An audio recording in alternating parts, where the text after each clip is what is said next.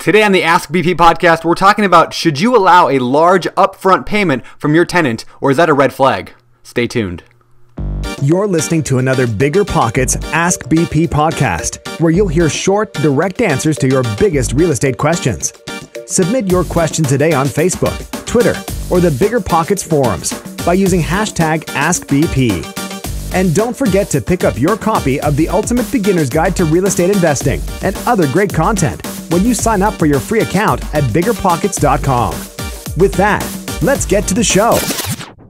Hey, what is going on, everyone? My name is Brandon here with the BiggerPockets Ask BP podcast, and today we're talking about renting out our properties to tenants and some of the red flags that go with them. In particular, the question today comes from Bob from Cedar Park, Texas, and Bob asks, would you approve an applicant with a large advanced rent payment? Now, for those people who are not already landlords, you might not be familiar with what this means, but let me tell you kind of how it works.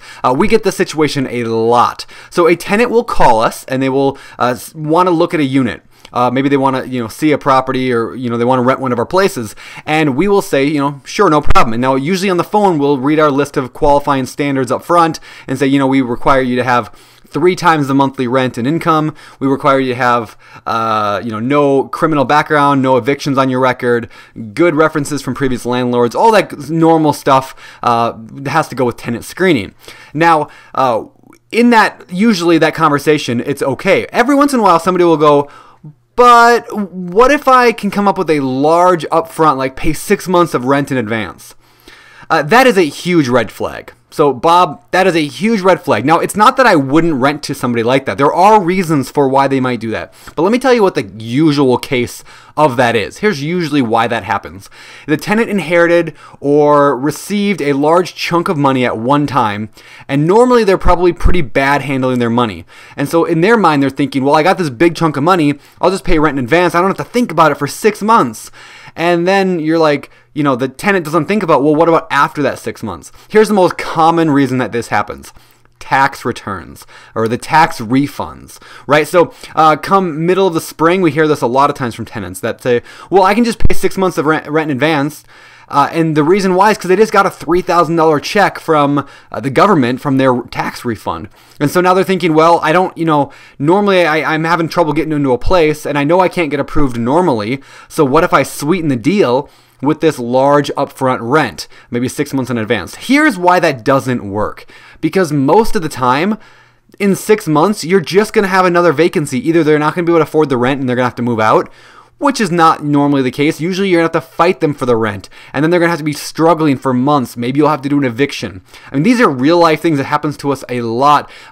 Tenants who want to play this way. When we used to start landlording at the beginning, we did that. We're like, oh, great, sweet. 6 months of rent in advance? Awesome.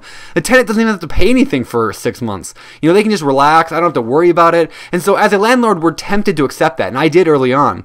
But every time I did it, 6 months, 9 months, whatever it is down the road that the tenant was finally able to, they had to start paying on their own, every single time they struggled. I don't think it ever worked out one time, and we did it several times. They always had a problem, and there was some major drama, because the reason that they are trying to pay it all at once is because either A, they know they cannot get into a place because of some other reason on their background or credit or whatever, or they're thinking, I'm really bad at managing my money. Maybe I'll let my landlord help me manage my money, which may sound like a good idea, but even that's not, because 6 months from now, you're not going to be managing their money. And so I caution people against doing that. Now, that said, there are reasons why maybe you want to do it. Every once in a while, a tenant might get paid annually. I live on the West Coast, out near the ocean, and so we get a lot of fishermen and fisherwomen. Is that a phrase? Fisherwomen? I don't know. Fishermen and women who, they get paid one large check. They might make $50,000 when they get off the boat from their fishing venture, and then they don't do anything again until next year. And so there are occasions where that might make sense, but I would really have to know, why are they asking to pay all that rent in advance? Because it's probably not because they just want to be nice and friendly to you.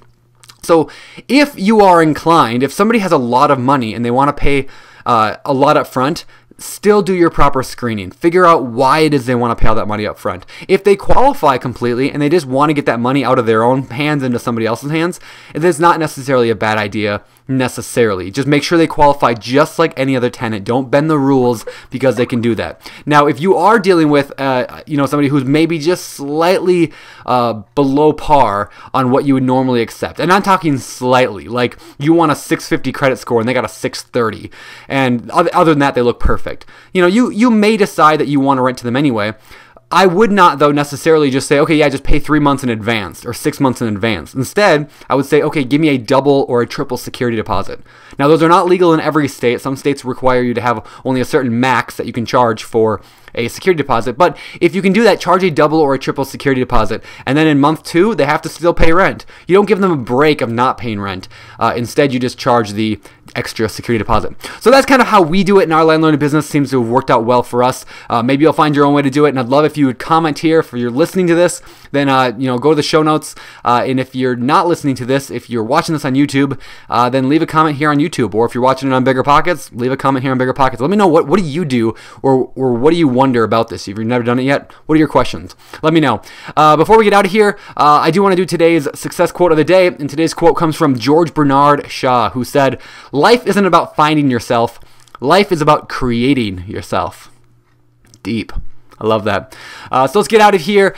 Before I go, I do want to say, if you've not yet left me a rating or review in iTunes, I'll give you a big bear hug if you do that.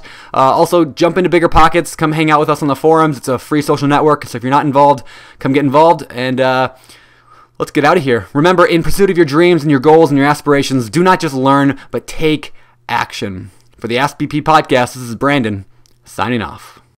You've just heard another episode of the BiggerPockets Ask BP podcast. Submit your question today on Facebook, Twitter, or the BiggerPockets forum by using hashtag AskBP. And for more incredible real estate investing tools and education, including a free download of our book, The Ultimate Beginner's Guide to Real Estate Investing, head over to BiggerPockets.com and sign up for your free account today. We'll see you on the next show.